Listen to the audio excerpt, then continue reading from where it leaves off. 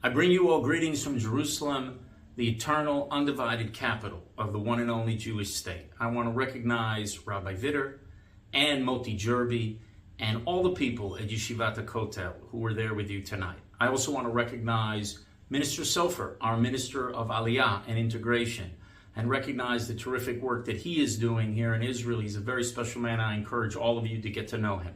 And I understand that my good friend Jason Greenblatt is there tonight, and I want to thank him once again for the terrific job he did during the Trump administration years in defending Israel unequivocally at the UN, as being a great supporter of Israel's security and of working closely with us to achieve what ultimately became the historic Abraham Accords.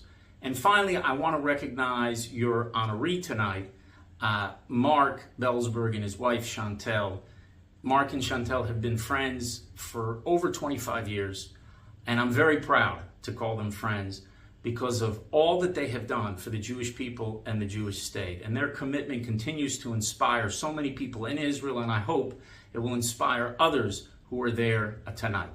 Now today, as many of you know, a ceasefire has taken hold in Israel, and we hope that continues after several days of fighting against the terrorist organization Palestinian Islamic Jihad.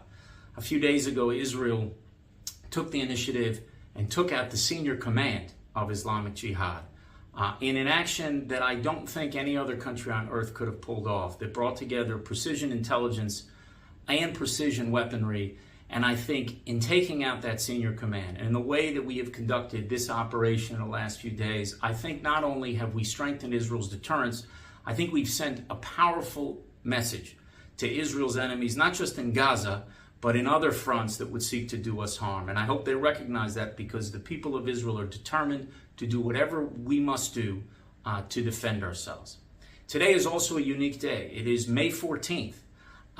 And 75 years ago today, exactly 75 years ago today, Israel declared its independence. And to think now, 75 years later, in 2023, to think about the transformation that has occurred in the life of the Jewish people with the rebirth of the Jewish state, to think about where we have gone over these 75 years, how we have a powerful military that can defend itself by itself, how we have an economy that has become a technological marvel for all the world, how we have expanded diplomatic relations to 160 countries around the world, including having peace with now 6 Arab states.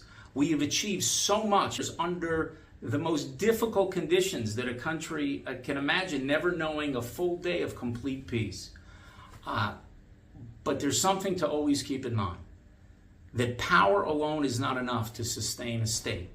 You must also have purpose. And the Jewish people, when they think about purpose, they usually turn in their prayers to Jerusalem, which is the center of our physical life, but also our spiritual life. And at the center of that center lies a very special institution, Yeshivat HaKotel, an institution that is training the leaders of tomorrow, that is inspiring them with the same ideas and values that inspired our ancestors who walked the hills in Jerusalem thousands of years ago. And I am so grateful to them, to the teachers there, and to everybody who supports this wonderful institution, because it is doing so much to secure our future. Now, there was an American commercial many decades ago where somebody got up and he said, "I liked the product so much, I bought the company." Well, I liked Yeshivat HaKotel so much that I decided to send my eldest son there.